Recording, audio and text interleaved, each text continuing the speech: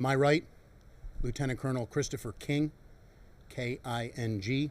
He is our Deputy Commissioner of Administration and Professional Responsibility.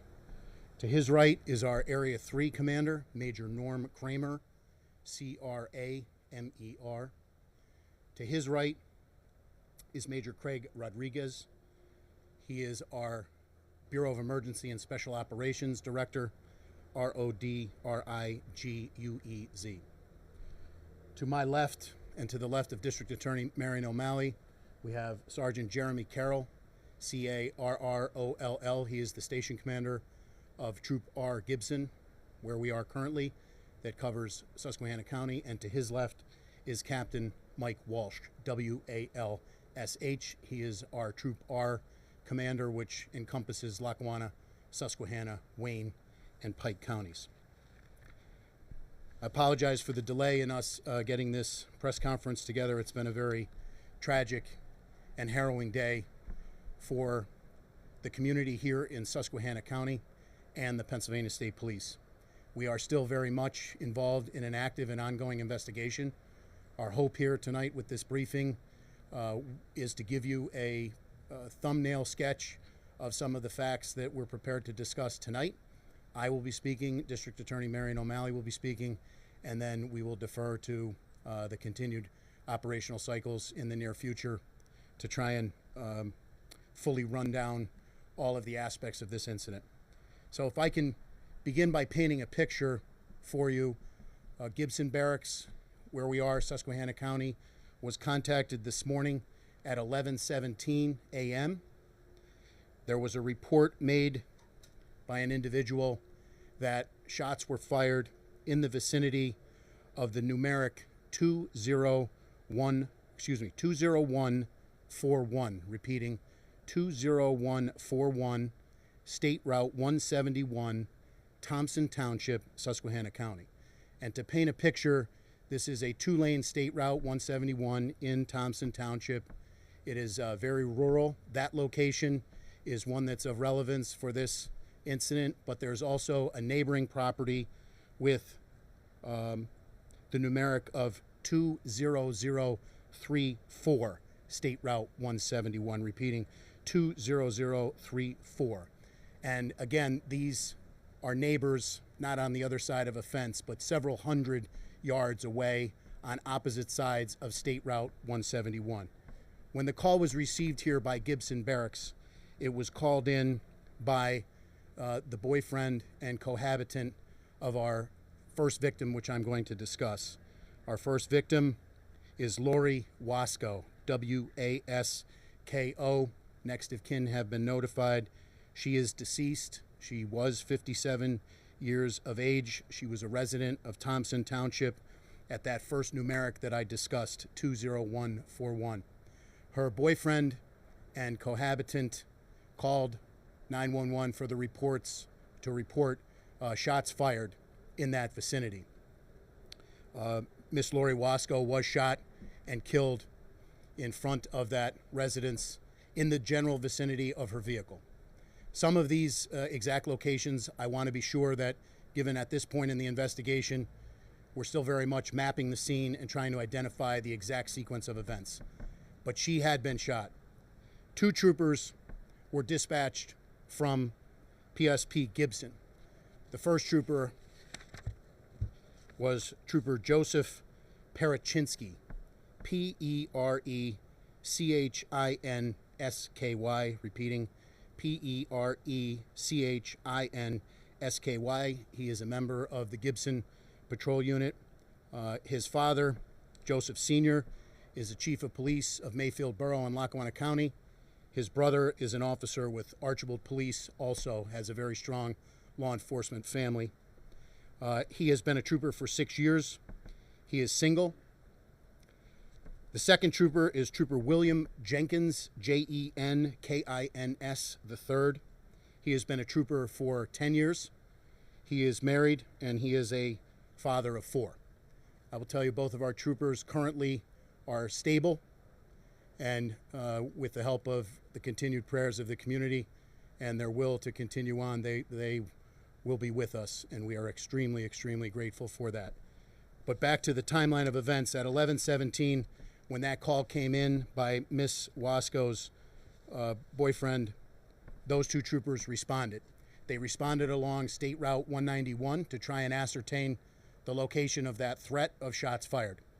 The troopers made it out of their vehicle, and they were ambushed from a very good distance away. I don't want to quantify that pending further investigation, but they were ambushed by several rounds of rifle fire from a position of tactical superiority.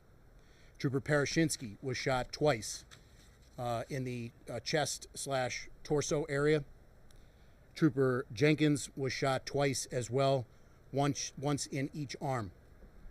Despite being very severely wounded, Trooper Parashinsky was able to tourniquet both arms of Trooper Jenkins with some further assistance, and their cars where they had arrived and gotten out of were also riddled with gunfire. So I'm not prepared today to speak about how many rounds were actually fired. I do feel confident in saying several dozen rounds were fired in the continuity and the entirety of this incident. So our two troopers have been shot. Two additional troopers were able to come in and evacuate them. We have another victim as well. There was an EMT who was working for Barnes-Kasson Hospital driving a quick response vehicle, an SUV. He proceeded to respond very heroically to the call for shots fired. He was driving on State Route 171 when his vehicle was engaged with gunfire. He took evasive action and veered off the side of the roadway and crashed. He sustained some injury as a result of that crash. He is listed in stable condition as well. He was able to make it out of his vehicle, and he actually hid for fear that the actor would continue firing upon him. So that brings us to our actor, Carmine, C-A-R-M-I-N-E, Faino, F-A-I-N-O, repeating F-A-I-N-O, 61 years of age.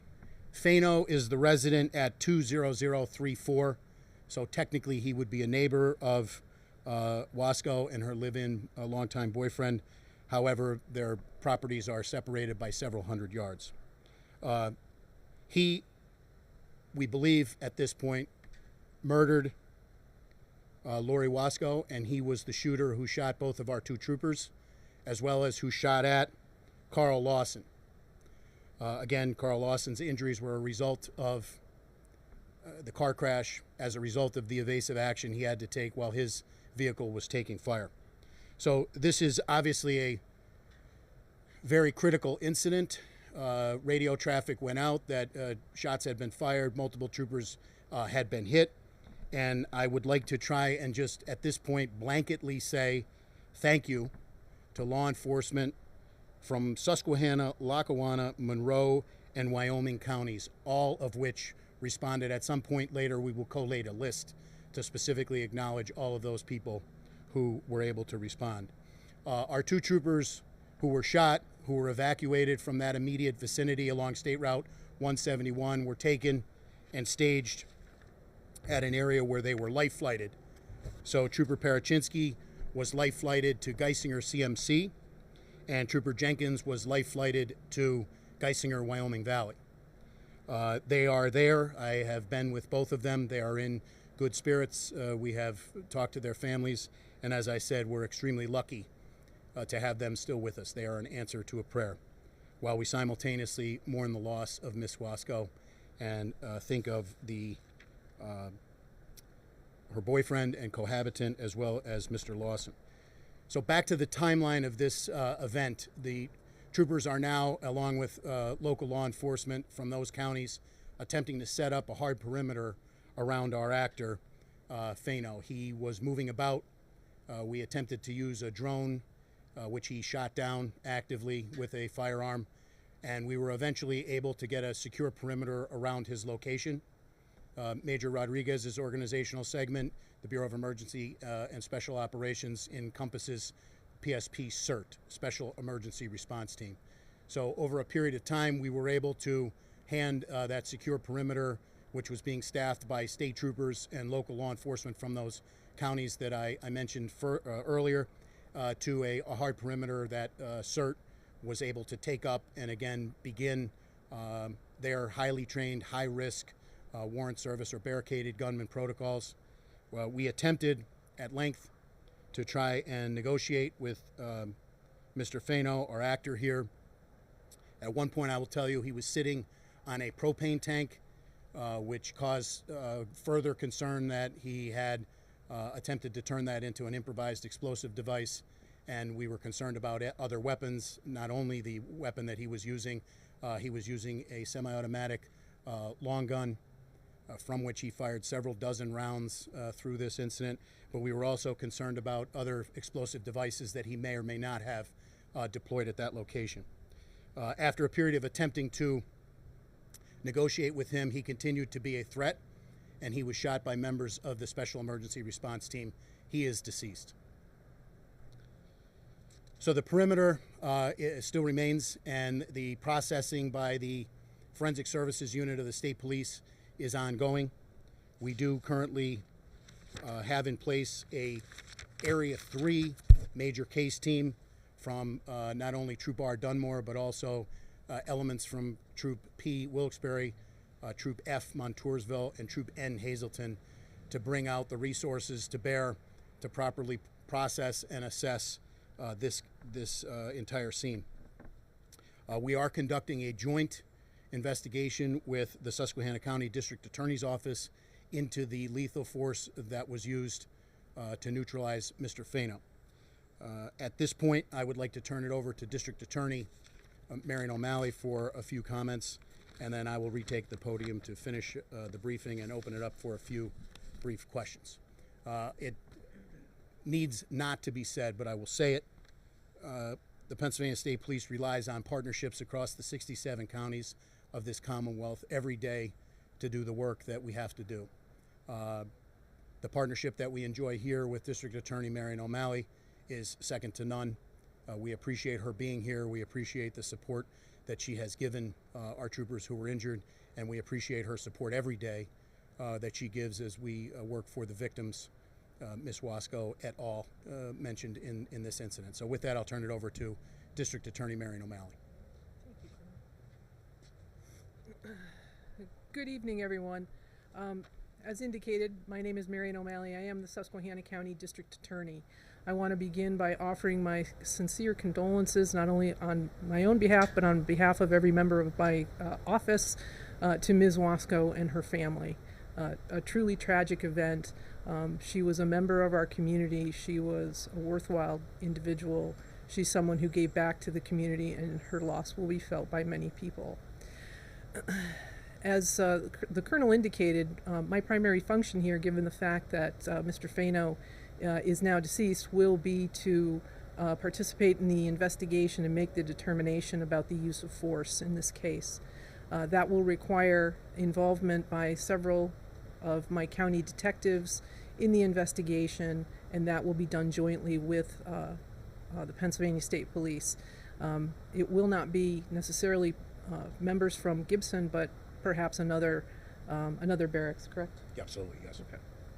So, to ensure the objectivity of the investigation, as I know I can always rely on when dealing with the state police. So, as the information comes forward, you've heard from the Colonel, and it's absolutely true. This is a fluid situation. All the information has not been ascertained at this point, and it won't be until then that I can truly turn my hands to the report and take a look at what has happened and whether the use of force in this particular case was appropriate.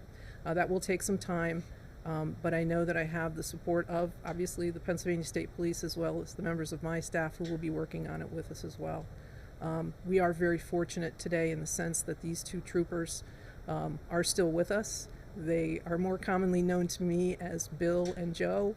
I have worked with both of them. It's a unique opportunity for a rural county district attorney to get to work with all of the law enforcement members of the community because of the number of cases and the fact that it's just not quite as big as our more metropolitan areas. So that's an advantage to me because I get to know who I'm working with and how they work, and they learn to deal with me and how I work. It is a true partnership. These two gentlemen, I will be waiting anxiously for them to return to work, and I hope they do not consider this as an opportunity to avoid court appearances in the near future. So with that having been said, I will turn the podium back over to Colonel. Thank you, District Attorney O'Malley. A few more points. As per normal PSP protocol, the troopers involved have been placed on administrative duty, as we would in any other officer-involved shooting investigation. As the District Attorney alluded, the major case team has been brought in from an area outside of Gibson to ensure that we're doing a full, fair, and competent and thorough joint investigation. Some thank yous, again, I mentioned earlier at the top of the presentation, local law enforcement in Lackawanna, Susquehanna, Wyoming, and Monroe counties, all of whom answered the call for assistance. Several dozen officers and troopers were mustered to this ongoing situation, which was quite harrowing, as I said, for an extended period of time. To those counties and members of their EMS that helped us, as well as the flight crews that flew our troopers, really superb work. To the New York State Police, this organizational segment of Troop R, having been a troop commander up here, it is very frequent that we interact and receive support from our sisters and brothers to the north with the Stetson and the purple tie, and they were integral today after the fact in giving us a command post and some additional communication capabilities until we could get that set up. This was an extremely rural area, and we had some obstacles to overcome. So thank you to New York State Police Superintendent Stephen James. The New York State Police are always there for us, and I hope that they know that the inverse is true. So on behalf of Governor Shapiro, who flew in today to both Geisinger CMC and Geisinger Wyoming Valley, we received outreach from many local elected officials as well, expressing their well wishes. The governor and I were able to see both troopers and their families. Moving forward, there will be some additional procedures that both need to undergo. We're going to provide them the support that they need, both mentally, physically, spiritually, emotionally, through our Members Assistance Program and our chaplaincy program, to ensure that we give them not only the physical care that they need, but also the entire person. And I would say, on a personal note, I know both of the troopers personally. They represent the best of who and what the Pennsylvania State Police are. I spoke to one of the troopers who said as soon as they got out of the car, they had no idea where the rounds came from, and they were basically, under fire. Very, very unfortunately, I have stood at a podium to brief on incidents like this far too many times in my career. Since this administration came in January of 2023, this is our 5th and 6th trooper who have been shot in the line of duty over that 30-plus month period of time. One of those troopers was fatal, and I must say, from a very personal standpoint, despite the fact that we mourn the loss of Miss Wasco, and we hold up the victims also who were shot at, the EMT, Mr. Larson, as well as the victim's live-in boyfriend. I am very thankful tonight that we are not planning a double line of death funeral.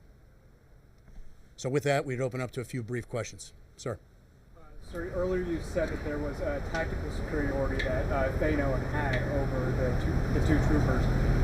One, do you know if Fano had a military or police background? And two, do you believe that his ambush was premeditated to inflict damage upon the state troopers itself? So I don't know about his prior history. That's one of the things that we're actually actively working up, his prior life and events leading up to today. When I say superiority to set the scene with a semi-automatic long gun, it is a tactical advantage when you have not only the element of surprise but also the element of distance. So you can see our two troopers that the basic information that they had was in this vicinity. Shots had been fired, possibly someone was hit.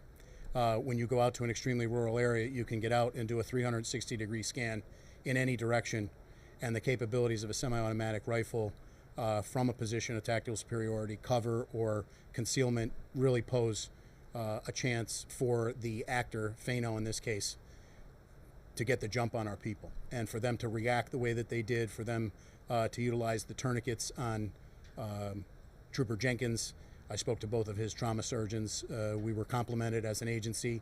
We carry on our belt per capita tactical tourniquets, and today I believe they not only made the difference for Trooper Jenkins, but again, we're very happy that they're both with us. I'll come back. Were either of the two troopers wearing a vest when they were hit? Both were wearing their ballistic vest, but the capabilities of the soft body armor against the long gun are severely depleted. Do we know what type of round was used? We will eventually have that, but we know, but I'm not prepared to release that yet. Sir, back to you. Do you know? So just to clarify, was this a premeditated ambush? Do you believe? I don't want to speak to his motive leading up to this. I would say you can draw certain conclusions from the standpoint that we believe Fano shot our victim prior to our arrival, and then from a position of tactical advantage, fired dozens and dozens of rounds at two responding state troopers in their state police vehicles, as well as an EMT. I would say it doesn't lend itself to a spur of the moment type decision, at least once he made the decision to open fire. Anyone else? Sure. Yes. Sure.